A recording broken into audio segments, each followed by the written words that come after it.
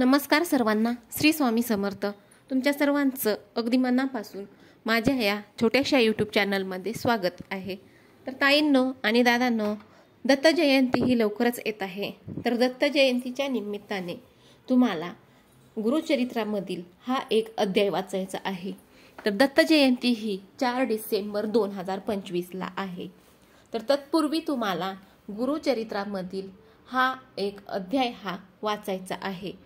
तर तो कोणता अध्याय वाचायचा आहे हीच संपूर्ण माहिती आपण आजच्या व्हिडिओमधून पाहणार आहोत. तर व्हिडिओ स्किप न करता तुम्ही शेवटपर्यंत नक्की पहा. गुरुचरित्राच्या 14व्या अध्यायाला खूप जास्त महत्त्व आहे, कारण हा जो 14वा अध्याय आहे ना, तो अध्याय आपल्यावरील संकट हरण करणारा अध्याय आहे.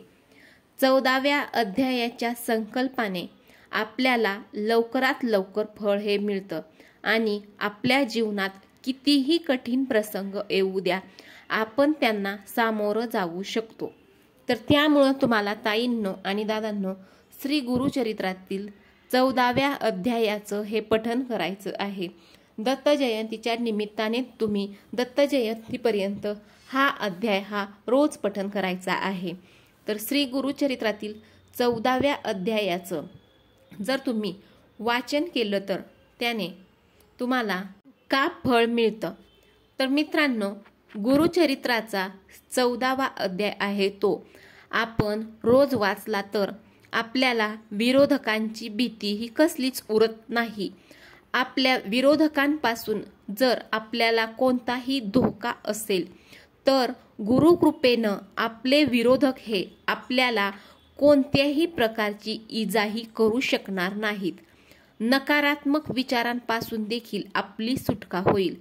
मित्रांनो, आपल्या आयुष्यामध्ये जास्त अडथळे येऊ लागतात, तर ते अडथळे हे फक्त आपल्या नकारात्मक विचारांमुळेच येत असतात.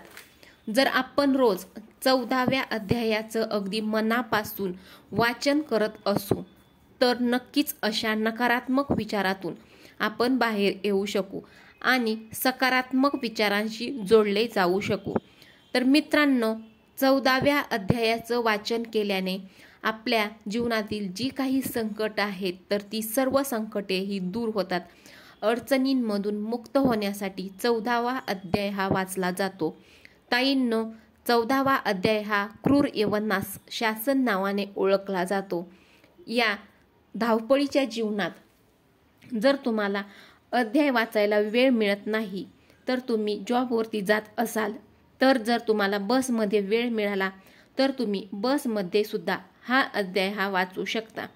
कोणाला कितीही अडचणी असू द्या, काहीही अडचणी असू द्या, तर नक्कीच मार्ग मिळेल.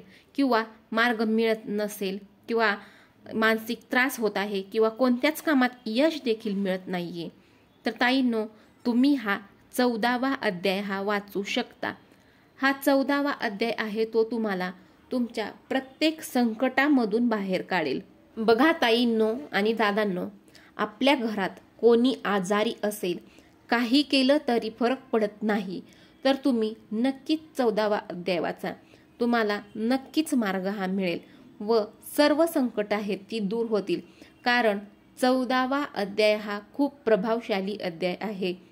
हे बघा मित्रांनो, नोकरीच्या ठिकाणी काही समस्या असतील, घरात आपल्या सतत वाद होत असतील, आपल्या घरातील मुलं ही सतत चिडचिड करत आहेत, त्यानंतर अन्य कोणतीही समस्या असेल, तर तुम्ही नियमित या अध्यायाचं वाचन हे करायचं आहे. तुम्हाला अनुभव नक्कीच येईल. ताईंनो, 14वा अध्याय कोणी कोणी वाचावा, तर हा अध्याय वाचण्यासाठी कोणालाही कोणतंच बंधन नाही. मुली असतील, मुलं असतील, महिला असतील, विवाहित, त्यानंतर विधवा असतील, तर त्यांनी सुद्धा हा अध्याय पठण केला तरी देखील चालतो. हा अध्याय तुम्ही केव्हाही पठण करू शकता. वेळेचं कोणतंच बंधन नाही.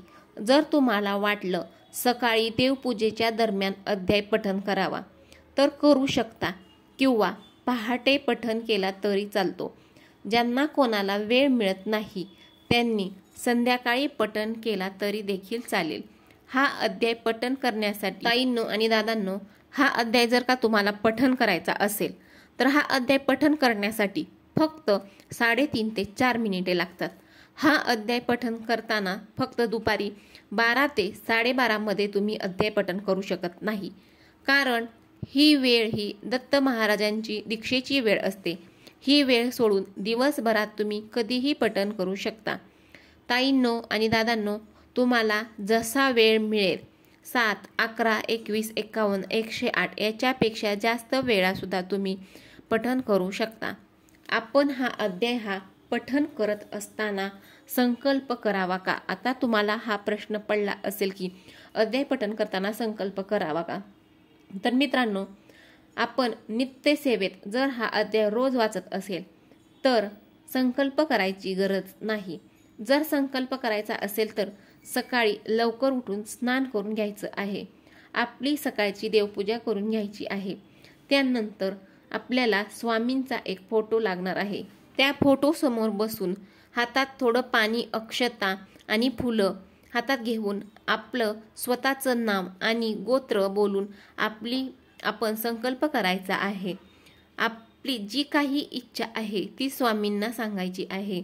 तुमचा संकल्प करायचा उद्देश काय आहे ते तुमच्या संकल्पातून स्वामींपर्यंत तुम्ही पोहोचवा, की माझी अडचण ही दूर करा, किंवा जी काही तुमची समस्या आहे ती त्या संकल्पातून स्वामी महाराजांना तुम्ही सांगायची आहे। तुम्ही हे अध्याय पठण किती दिवस करणार हे तुमच्यावरती आहे। कोणी 11 दिवस, कोणी 21 दिवस, कोणी 51 दिवस, तर कोणी 108 दिवस करतात। कोणाला जसा वेळ मिळतो तसं ते पठण करत असतात। आणि त्यानंतर श्री दत्त महाराजांना प्रार्थना करायची आहे की माझे हे अध्याय पठण आहे ते निर्विघ्नपणे पूर्ण करून घ्या आणि मान्य करा, अशी महाराजांना प्रार्थना करा। त्यानंतर संकल्पाचे पाणी तांब्यात सोडून द्या आणि तुळशीला अर्पण करा। ताईंनो, जर तुमच्या घरामध्ये कोणाला कामात अडचणी येत असतील तर त्यांच्यासाठी तुम्ही संकल्प घेऊ शकता। तुम्ही त्या व्यक्तीचं नाव आणि गोत्र घेऊन त्याच्या समस्येचं निराकरण व अडचण दूर होण्यासाठी पठण करण्याचा संकल्प करू शकता। 14वा अध्याय पठण केल्याने काय फायदे होतात, तर आपल्या आयुष्यामध्ये जी काही संकट आहेत तर त्या सर्व संकटांचा नाश होतो, मनशांती आणि समाधान देखील प्राप्त होते। नियम काय आहेत, तर अध्याय 14वा पठण करण्याचे नियम काय आहेत, तर ज्यावेळेस आपण अध्याय 14वा पठण करत असो त्यावेळेस तुम्ही नॉनव्हेज खायचं नाही, म्हणजे मांसाहार हा करायचा नाही। जर तुम्ही 7, 11, 21 किंवा 108 दिवसांचा संकल्प घेतला असेल तर तो पूर्ण होईपर्यंत नॉनव्हेज हे खायचं नाही। त्यानंतर महिला मासिक पाळीच्या 6-7 दिवसांमध्ये सेवा ही टाळायची आहे। तर बघा ताईंनो आणि दादांनो, दत्त जयंतीच्या निमित्ताने तुम्ही हा गुरुचरित्रातील 14वा अध्याय पठण करायचा आहे।